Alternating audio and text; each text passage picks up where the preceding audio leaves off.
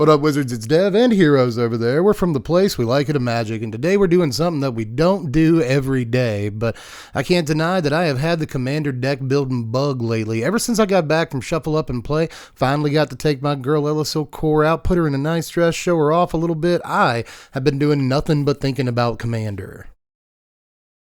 I guess you got the professor to blame for that. You're also going to have him to blame for the fact that I am going to have to wrap one of these again before too much more time passes. But for today, we're just talking. We're talking about another Orzhov queen that I have been obsessed with lately. Eriette of the Charmed Apple. The Eriette Spaghetti is my favorite kind of commander. She does have a good base of powerful, well-known cards that we can anchor to, but she also allows us to play a bunch of sometimes underrated and in some cases completely unheard of cards from throughout Magic history that tend to be pretty cheap.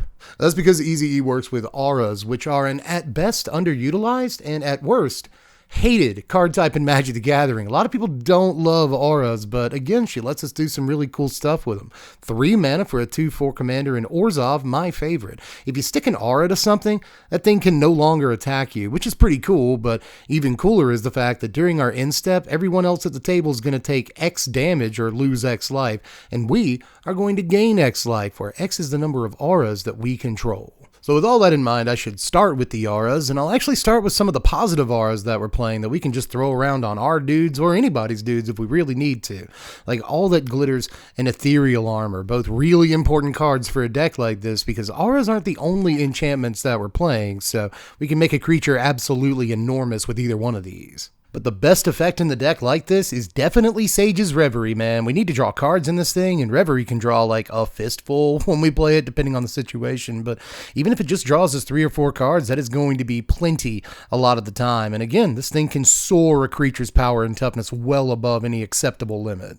But there are a total of 28 effects in the deck that can put auras on things. I have to say that a very specific way because it's 2025 and Magic the Gathering. But point is, we got to get through these. We are playing a couple more auras that are just like, here, make a dude huge all of a sudden, like Angelic Destiny and Demonic Embrace. It is still very fun, even nowadays, to resolve an Angelic Destiny on a thing. And this is something that can keep coming back, but so can Demonic Embrace. It's cool to have a couple of auras that can effectively be with you for the entire game, that can threaten to make any creature serious. Either one of these can make even just Eriette by herself a 5-power flyer, which is something people definitely have to start paying attention to. But for the most part, Eriette is a bit frail, so we have to protect her, and a lot of our auras are dedicated to doing that. We've got stuff like Gift of Immortality and Demonic Vigor in here, as well as Kaya's Ghost Form, one of the best of these effects. Ghost Form can save a creature from death even if it gets exiled, which is a huge deal in today's commander environment. Demonic V may not look as impressive, that's because it's not, but it's still a really cheap aura that achieves this effect, and you'll be happy to put it on a ton of creatures in this deck, not just Eriette. Same thing goes, by the way, for Gift of Immortality. Just like the last couple of big enchantments that we looked at, this can keep coming back over and over. That's great for making sure that your auras count is high with Eriette, but it's also making sure that you can continue to protect her throughout the game. There's plenty of other stuff in the deck that protects not only her, but again, all of our other creatures. That said, Timely Ward we will probably mostly be using to protect Eriette. This has Flash so long as it targets her, and it really just makes too much sense in a deck like this not to play. But we've got some other cheap effects that can protect our stuff, like Hyena Umbra and one of my personal favorites, Flickering Ward. Now, I will say it again because I've said it before, Totem Armor is an underrated ability in Commander, to my mind at least, and I will continue to say that because I'm still pretty convinced that I'm right. Hyena Umbra especially is a very cheap version of this effect that obviously works well in a deck like this, but Flickering Ward, sure, sometimes this can lead to like auras falling off that you don't want to fall off because blah blah blah, but at the same time, this also allows us to pop it back to our hand from time to time, play it again for a very cheap cost, and that is going to trigger a lot of different stuff in the deck that cares about when enchantments come into play. So this can be a fun little combo card, or just a way to protect our commander, or both. But we'll finish off the positive auras in the deck with a couple of low-impact things that I nonetheless believe belong here. We got to play Glasswing Grace as the perfect MDFC for this kind of thing, but we've also got Feather of Flight in here, which again does not look like much, but goes on our commander well, is relatively cheap to play, draws us the card when it does come into play, and if we want to, we can just throw it on one of our opponent's creatures and pretend it's Pacifism that draws a card. That's a pretty good effect. Speaking of Pacifism, by the way, I am actually playing a copy of it, even though we technically don't have to to, when you think about it, any 2-mana aura that we could cast could function effectively like a Pacifism, but I just couldn't resist the temptation to play Grak. I love Grak, and if you're going to play Pacifism in any commander deck, I personally demand that you play the Mirage version with old Grak on it. But if you wanted to play some better cards than Pacifism, we've got stuff like Deadweight, Gift of Fangs, and Mire's Grasp in the deck. All of these will function like Pacifisms, right? And in some cases, even cheaper than a Pacifism, and in other cases, it'll just outright kill the creatures, but it doesn't necessarily have to. You could put Mire's Grasp on a 5/5, it's not going to be bothering you or much of anybody else at that point. It's just going to contribute to the damage you deal and the life you gain every turn. But we're also playing a copy of Clawing Torment, which I'm putting a special little spotlight on here because I really don't think there's just about any other deck in the Commander environment that could function as a home for this card. But in this case, you get a half-price Pacifism that not only can the creature not attack you, it's not blocking anything whatsoever, so that ain't half bad. It also shoots the opponent for 1 every single turn, which can get annoying really quick if they can't get rid of it somehow. We are playing a couple of other just better Pacifisms in the deck, stuff like Martial Impetus and Redemption Arc. Now, Martial Impetus is an especially cool little card because it's really, really cheap, no one knows what it does, and people will really kind of like it when you stick it to one of their creatures. I mean, sure, they can't attack you with it for a couple of reasons. Even if you lose your Eriette, it's goated, so it can't swing it on you unless it's just you and that player left at the table. Thing about that is, it is going to get your other opponents dead much faster, because whenever the creature with Martial Impetus swings in, the rest of the team gets +1/+1. So, little anthem for the team is going to make Becky really happy that you stuck this to one of her creatures. So again, politic accordingly, but there's also Redemption Arc. Now, you can actually throw this on an Eriette and get her indestructible. So you can throw this on your commander or any other creature that you want to protect, and it'll do that, which is pretty cool. It'll have to attack every turn, but whatever, it's indestructible. Who cares, right?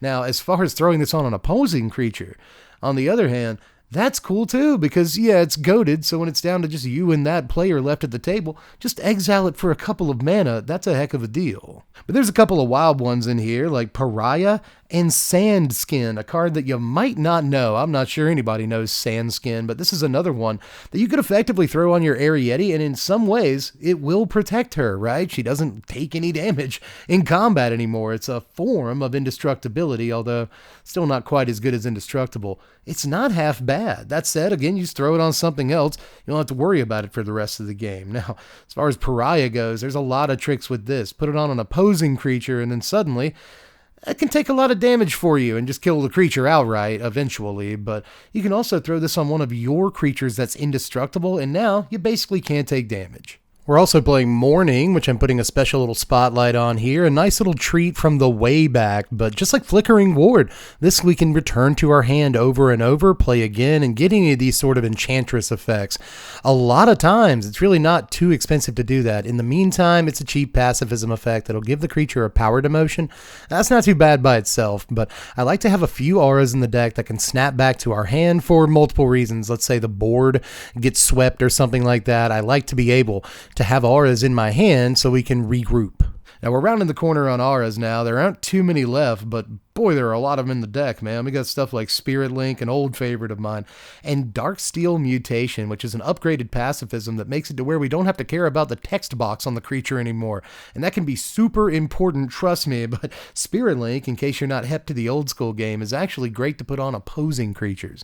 If you put it on your guys, it gives them a functional form of lifelink, right? But if you stick it on your opponent's creatures, in this case, they won't be able to attack you anymore, but if they attack your opponents, then suddenly you're gaining life whenever they deal damage. And if they do ever get the chance to attack you, well, they can't really deal damage to you either because of the way the card works. Spirit Link, again, old favorite of mine. Anytime I get a chance to throw it in a commander deck, I'm going to take that chance.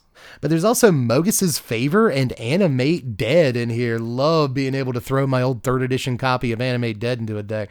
It's good in just about anything with swamps for the most part, but it's especially good in a deck like this. So, big fan of just being able to play the card in the first place, but Mogus's Favor is the more interesting card, and it's definitely another one of those cards, like Clawing Torment, that just doesn't have a whole lot of homes in Commander outside of a very, very few decks. But in this one, you can outright kill a bunch of X1s with it, but just keep bringing it back from your graveyard. But if you don't want to do that, it's just 1 mana, half the price of pacifism, to effectively just play a pacifism on anything. But there are a couple of other things in the deck that make auras, like Lord Skitter's Blessing and Spellbook Vendor. Now, Lord Skitter's Blessing, LSB down here, not LSV.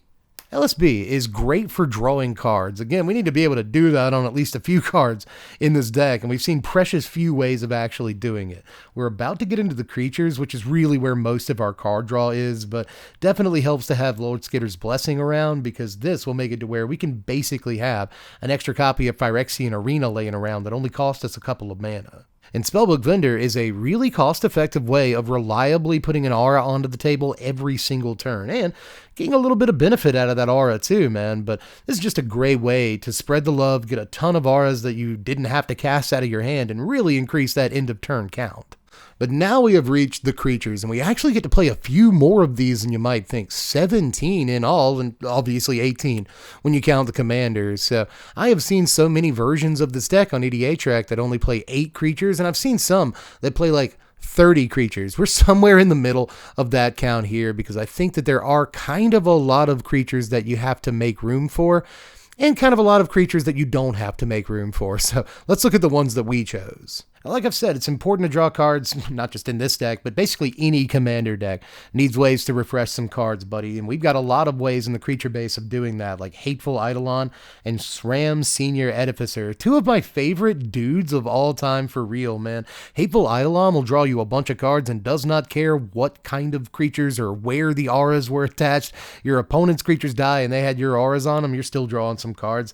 That's pretty nice. Now, SRAM, on the other hand, may cost twice as much as a Hateful Eidolon, but it's still going to draw you a ton of cards over the course of the game. This actually costs 1 less mana than the usual enchantress that draws you cards would cost, but that said, we're also playing Core Spirit Dancer in the deck, along with Mesa Enchantress, which you do have to pay the going rate for, an enchantress that draws cards here, but you are more than willing to do it. Core Spirit Dancer, on the other hand, a much, much better card at only a couple of mana that does a bunch of cool extra stuff. She's basically got like a built-in Ancestral Mask, so this is a great creature to dump all those positive auras on, but there are even more creatures in the deck that'll draw us some cards, like Pearlier Imperial Advisor, and even Ashiok's Reaper in here, which looks like an expensive card, but just like Hateful Eidolon, if our opponent's creatures with our auras on them die, this can end up drawing a ton of cards. And even if our creatures with auras on them die, this can end up drawing 2 or 3 cards, and it is well worth the investment mana-wise. Now, Pearlier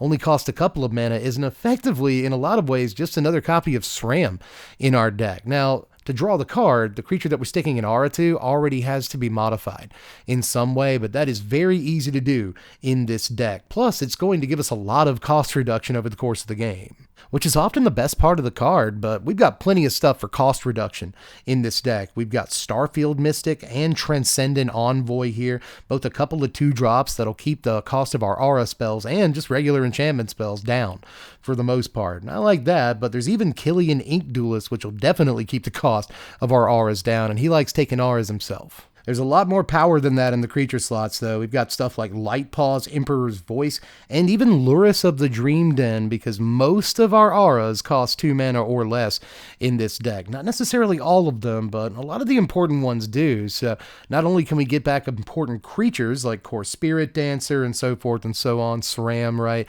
Pearlier, but we can also get back these important enchantments with the Lurrus of the Dream Den, so he is definitely playable. Now, as far as Lightpaws goes, this can be one of the most broken cards in the deck when you do it right, but it can be a little harder to do right than you think. Either way, if you play a 3-cost aura, you can go and get a 2-cost aura and slap it on the Lightpaws, which can be really good. I shouldn't have to tell you that, especially if you have things in play that care about auras coming into play or enchantments coming into play.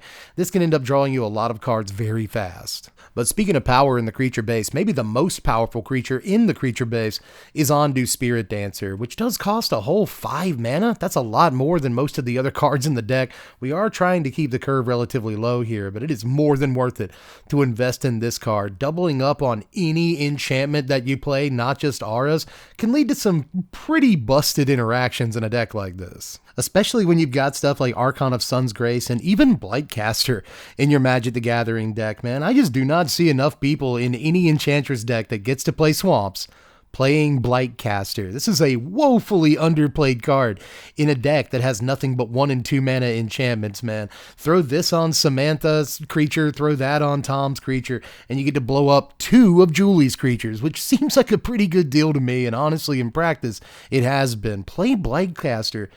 Tell me how you like it, but Archon of Sun's Grace is one that a lot more people are a lot more familiar with for good reason.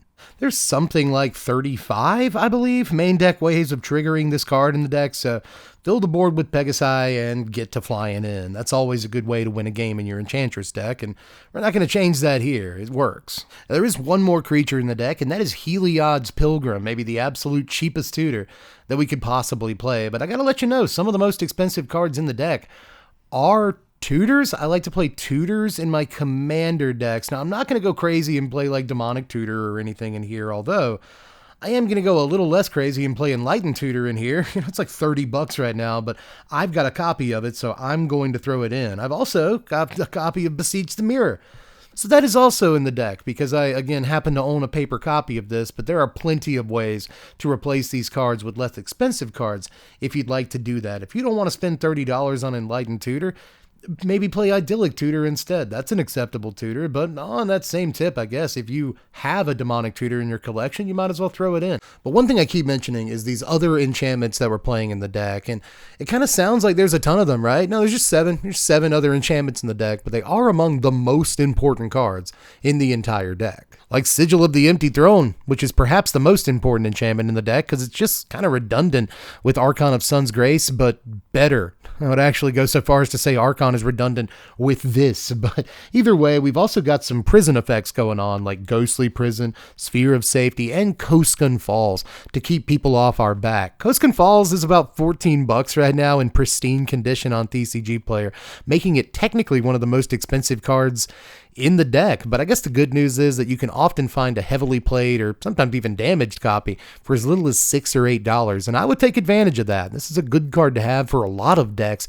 It's basically just a propaganda effect, but in black, and a lot of people aren't even aware that it exists. But we've also got stuff like Blind Obedience to keep all of our opponents' stuff tapped down when it comes into play, keep them from attacking us with haste guys, and yada yada. Aside from that, though, the Extort works really nicely in a deck like this for pushing some extra damage and some life gain from time to time. I'm just always going to play Blind Obedience in decks with planes in them, and it works really well in a deck that cares about playing enchantments.